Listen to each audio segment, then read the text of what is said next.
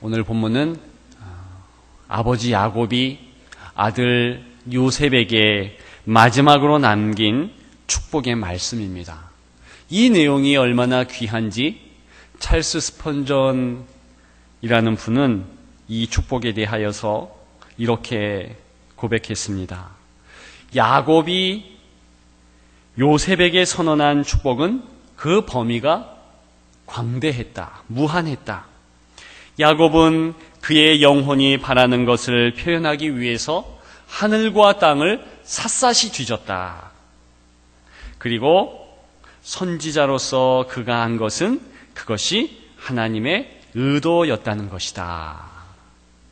오늘 22절 여기에 보면 요셉은 무성한 가지, 곧 샘 곁에 무성한 가지인데 그 가지가 담을 넘었다.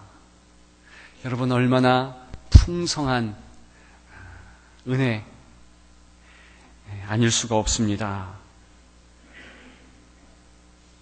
어떤 성경은 이 무성한 가지를 포도나무다. 포도나무가 담 위에 가지가 뻗어 올라가 거기에 열매를 맺는 것이다. 그렇게도 번역했습니다. 여러분, 그런데 제가 읽으면서 한 가지 궁금한 것은 여기에 나오는 담은 그러면 무엇인가? 담. 여러분, 이 담이 여러분들에게는 어떤 어감으로 다가옵니까? 에베소서 2장에 보면 주님께서 막힌 담을 허셨다 하셨는데 바로 그 막힌 담을 의미하는가? 그렇다면 이 담은 고난, 고통, 어려움, 환난, 장애물, 방해물, 문제 이러한 것들을 다 아우르는 그러한 것으로 쉽게 생각하면 될 것입니다. 그러나 사실 오늘 본문에 나오는 이 담은 그러한 담과는 성격이 완전히 다르다는 것입니다. 어떻게 다른가? 다른 성경 여러 가지 번역본들을 보게 되면 오늘 저와 여러분들 읽은 개역 개정 한글 오늘 우리의 성경에는 무성한 가지, 담을 넘는 가지 이렇게 나왔는데 어떤 성경에는 포도나무라 그렇게도 제가 말씀을 드렸는데 또 많은 성경 가운데서는 특별히 오늘 본문을 망아지가 담 곁에서 혹은 언덕 위에서 뛰어노는 것이다 이렇게도 해석을 합니다. 그것이 왜 가능한가?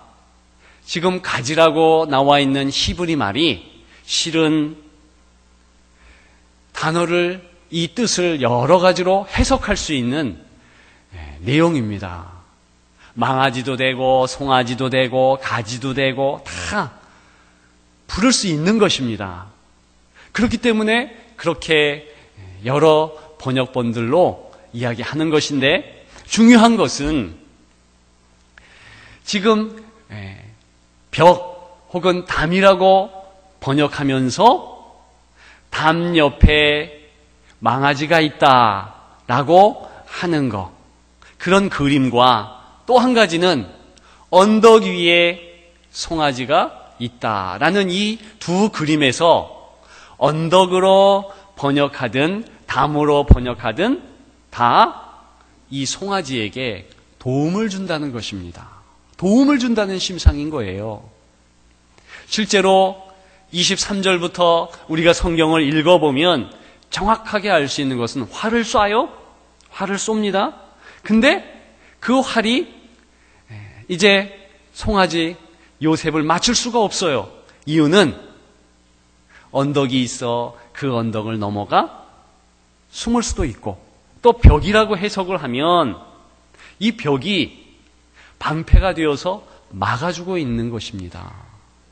그렇기 때문에 이게 무성한 가지라 해석할지라도 무성한 가지, 이 가지가 담을 넘었도다 할 때 이 담은 허물 수가 없는 담인 거예요. 실은 축복이고 사랑이고 번영이고 그러한 좋은 뜻을 가지고 있는 울타리와 같은 것입니다. 울타리와 같은 것이에요. 그러면 여러분, 저와 여러분들에게 있어서 정말 축복, 사랑, 감사, 믿음, 이러한 하나님의 복들이 살아가면서는 우리가 과연 그것을 축복이라고 고백하면서 여전히 2017년 처음부터 2017년 오늘 마지막 주일까지, 그리고 우리 여생간에 여전히 그것에 대해서 감사하며 살 수 있는가, 이걸 저와 여러분들이 생각해 보자는 것입니다. 누구를 통해서? 오늘 요셉을 통해서 생각해 보고 다짐해 보자.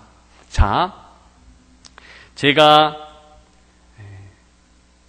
이 오늘 나온 막힌 지금 앞에 있는 이 담, 그 담이 축복이라 그랬습니다. 요셉의 삶을 잠깐 살펴보겠습니다. 여러분, 요셉이 축복을 받은 거잖아요. 축복을 받아서 어떻게 되었습니까? 애굽의 국무총리가 되었어요. 맞지요? 그거는 누구라도 아니라 이야기할 수 없는 내용입니다. 그런데 조금 더 깊이 들어가면 그게 본인이 생각할 때, 요셉이 생각할 때 축복이라 이렇게 고백하고 그 가족들도 축복이라 여기기에는 조금 힘든 내용도 있다는 것입니다. 여러분, 요셉이 국무총리가 되기 전에 몇 가지 일들을 했는데, 일들을 거쳤는데 그 가운데 첫 번째가 이름을 고쳤습니다. 사부랏 바네아라는 애굽식 이름을 가지게 됩니다. 그전에는 요셉이라는 히브리인의 이름을 가지고 있었죠. 더하다, 그런 뜻인데 사부랏 바네아, 이 뜻은 은밀한 것을 열어 보이다, 감춰준 것을 볼 수 있는 능력자다, 그런 뜻입니다. 일단 이름을 바꿔요. 애굽식 이름을 가졌습니다. 그리고 결혼을 하게 되네요. 보디베라라는 애굽의 제사장 딸과 결혼합니다. 여러분, 이때 애굽 제사장이에요. 유대의 제사장이 아니라 이방신, 태양신을 섬기는 애굽의 제사장, 그것도 온의 제사장이라 성경은 이야기하는데, 온의 제사장이란 뜻은 뭐냐면, 여러분, 이 태양신 라를 섬기는 많은 그러한 도시들이 있는데 으뜸인 도시가 온이에요. 거기에 제사장이라 대단한 사람입니다. 보디벨라라는 이름도 태양신 라가 주신 사람이라, 그런 뜻입니다. 그의 딸 요셉의 부인 아스낫도 태양신에게 속했다, 그런 의미를 가지고 있습니다. 그러니까 안팎에 이방신을 섬기는 사람들로 포진되게 되어 있는 것입니다. 그리고 이 요셉이 국무총리로서 국정에서 애굽왕 바로 앞에서 가는 가장 중요한 일 중에 하나가 점치는 일이었습니다. 점괘를 내는 거예요. 그렇기 때문에 그런 이름을 주고, 그렇기 때문에 제사장 딸을 주고 그랬던 것입니다. 여러분, 우리식으로 말하면 제 초등학교 친구 중에 주지스님이 있습니다만, 조계종이나 천태종이나 아주 유명한 사찰에 주지스님의 딸과 지금 결혼하는 꼴이에요. 여러분, 이게 기가 막히지 않습니까?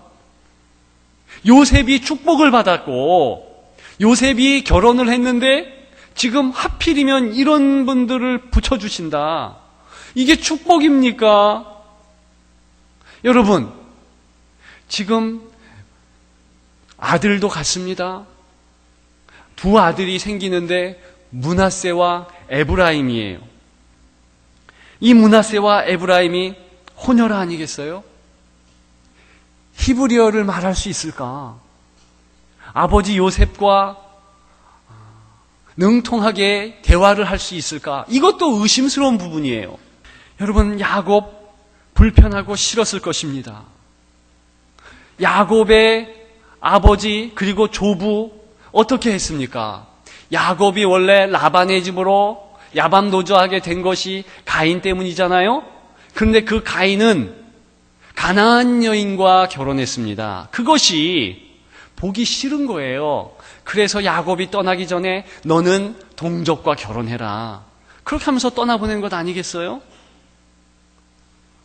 야곱이 그렇게 결혼하잖아요.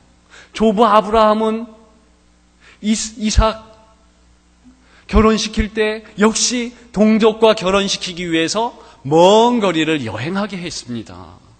어렵고 힘들지만 그런 가족의 내력이 있는 것입니다.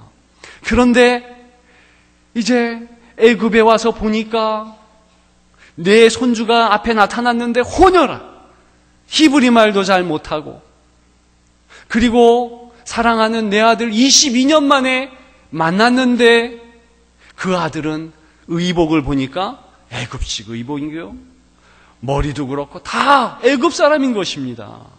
그걸 봤을 때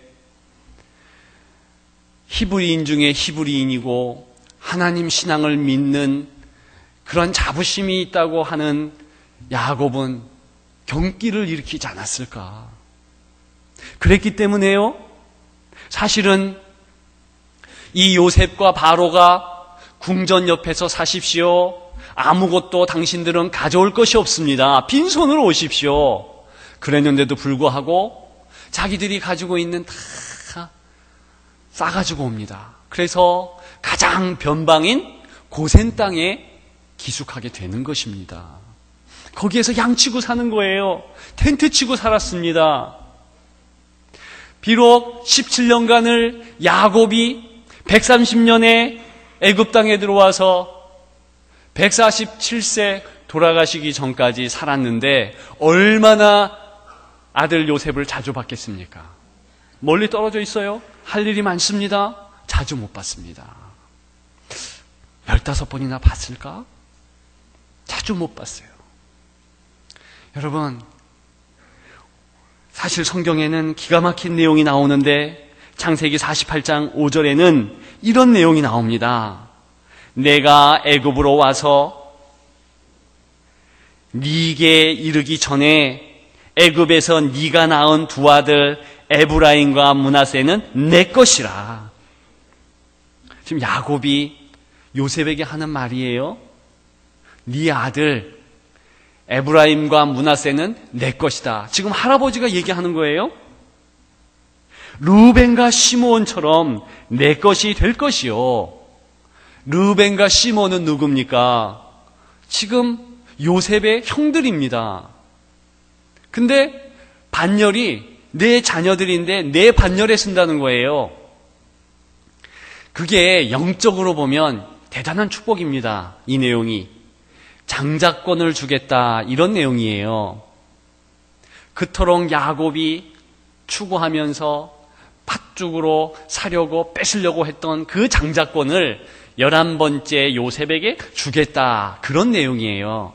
그러니까 복의 내용이죠. 실제로 에브라임과 므낫세는 큰 번성의 은혜, 융성의 역사를 받게 됩니다. 축복을 받지요. 대단한 내용인데 여러분, 육적으로 보면은요, 이게 지금 갈취하겠다는 얘기예요. 너는 애굽인이니까 넌 그렇게 살아. 그러면서 뭘 하냐면 이들 후에 네 소생은 네 것이 될 것이며, 그러니까 넌 애굽인이야. 너 애굽인데 그냥 살아. 지금 이러는 거예요. 여러분, 요셉이 섭섭할까요? 안 섭섭할까요? 섭섭한 거예요. 육적으로 보면 그렇다는 것입니다. 오해할 수 있는 내용이고 충분히 마음의 거부감을 가질 수밖에 없는 내용이에요. 정말로 야곱이 에브라임과 므낫세를 데리고 가서 살았는가? 이건 몰라요. 왜냐? 성경에 없으니까.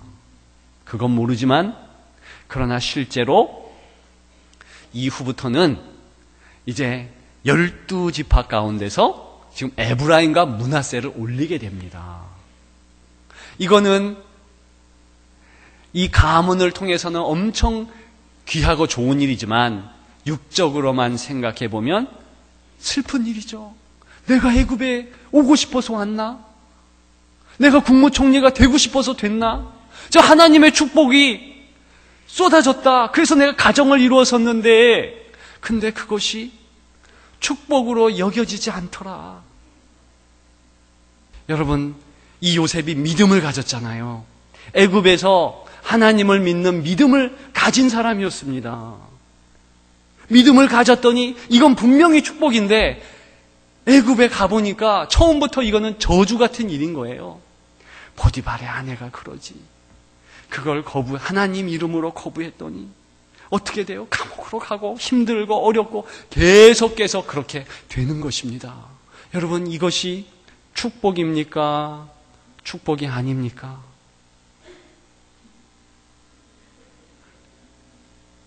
여러분, 이게 하나님의 축복의 현실이라는 거예요.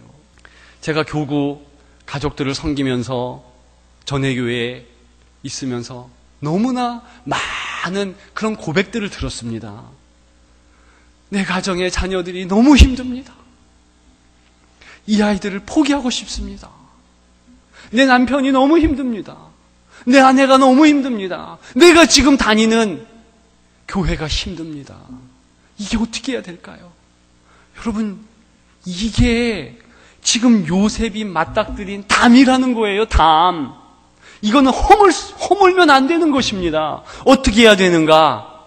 타고 올라가야 되는데 이 힘이 우리에게 없어요. 그러면 요셉은 어떻게 했는가? 요셉은 어떻게 했습니까? 끝까지 하나님을 고백하면서 하나님 의지하면서 인내했더라. 이것이 제가 요셉의 모든 삶을 보면서 내린 결론입니다. 몇몇 가지 그가 한 내용들을 보면 보디발의 아내로부터 아까 말씀드렸듯이 죄를 저지르자는 유혹 앞에 내가 어찌 이 큰 악을 행하여 하나님께 죄를 지으리요. 여러분, 감옥에 있을 때 술 맡은 관원장, 떡 굽는 관원장이 꿈을 꾸고 괴로워할 때 해석은 하나님께 있지 아니하나이까 청하건대 내게 이르소서. 바로가 나타났을 때 그에게 담대하게 내가 아니라 하나님께서 바로에게 편안한 대답을 하시리이다. 므낫세 첫 아들을 낳을 때도 하나님이 내 모든 고난과 내 첫 아들 아버지의 온 지비를 다 잊어버리게, 내 아픔을 다 잊어버리게 하셨다. 그렇게 고백했고, 에브라임을 낳을 때도 하나님이 나를 내가 수고한 땅에서 번성하게 하셨다. 여러분, 이게 축복입니까? 축복 아닌 것 같습니다.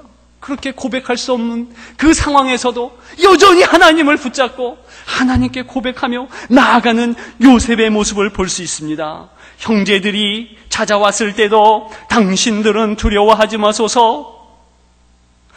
하나님이 나를 보내시고 하나님이 나를 이끄신 것입니다. 여러분, 그렇게 고백을 하는 거예요.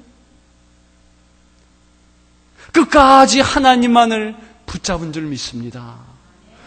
우리가 꽉 막힌 담으로 보이는 것이 사실은 돌아보면 우리에게 복으로 주신 거예요.